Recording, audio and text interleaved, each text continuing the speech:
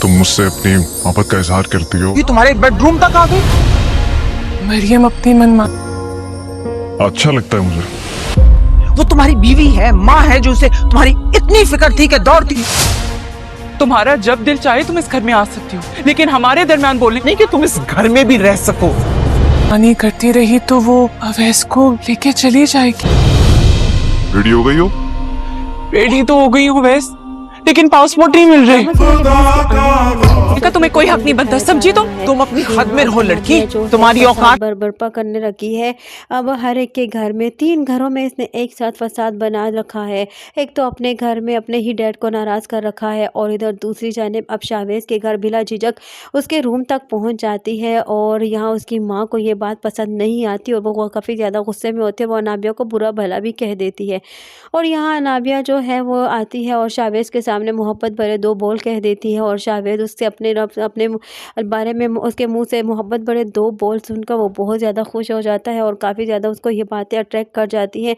तो वो अनाबिया को कहता है कि मुझे तुम्हारी मोहब्बत का इजहार करना अच्छा लगता है, लेकिन तुम्हारा इस तरह मेरे रूम में आना ये नाराज़िबा कहलाता है।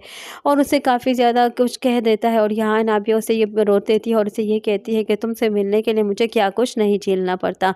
तो यहाँ अनाबिया को शावेज़ ये कह देता है कि तुम्हें मेरी माँ ने कुछ कहा है। तो अनाबिया रो देती है। यहाँ शावेज़ जो है बिल्कुल ही बेवकूफ़ बन चुका है और उसके हाथों की कठपुतली बन चुका है। उसको कुछ समझ नहीं आ रही कि अनाबिया झूठ पे झूठ बोली जा रही है। और अनाबिया कौन कौन से रवैये इख्तियार करी जा रही है।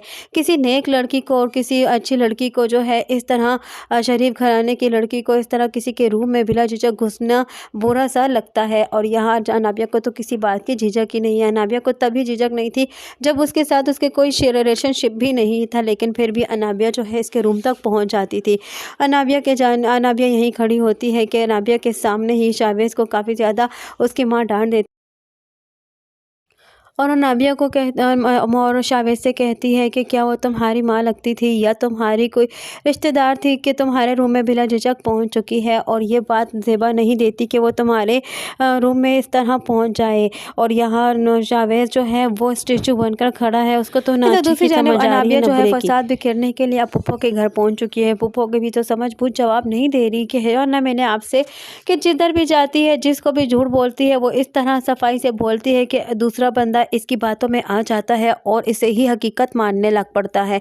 यहाँ अनाबिया की वजह से जो उस रात फसाद बिखरा और इसकी बारात आते रुक गई। अगर मरियम के साथ शादी न होती अवैस की तो यहाँ हो सकता था दोनों तरफ की बदनामी भी हो सकती थी।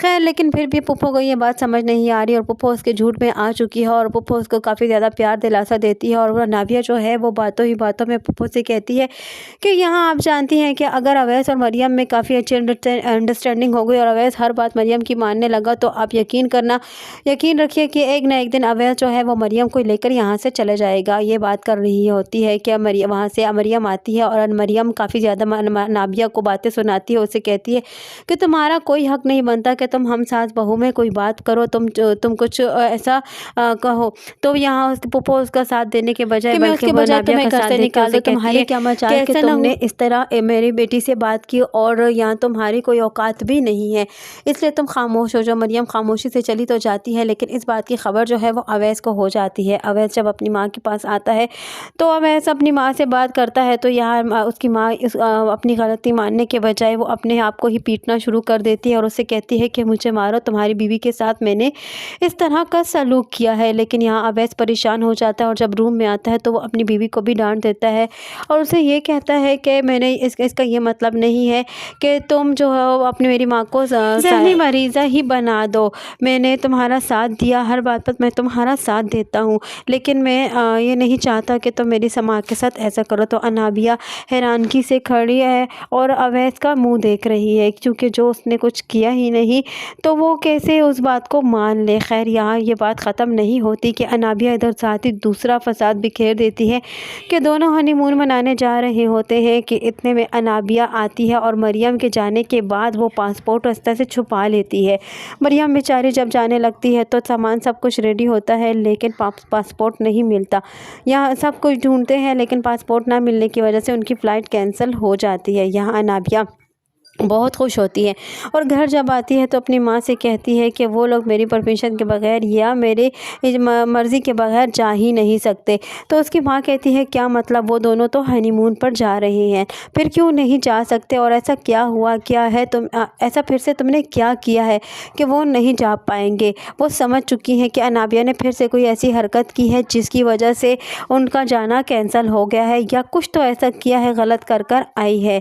आने वाली नई एपिसोड में मज़ीद अनाबिया क्या करने वाली है और कौन सा फसाद भी खेलने वाली है, यही सब कुछ जानने के लिए जुड़े रहिए खान ड्रामा रिव्यू के साथ। वीडियो पसंद आई है तो वीडियो को लाइक करना और चैनल को सब्सक्राइब करना हरगिज़ ना भूलिएगा।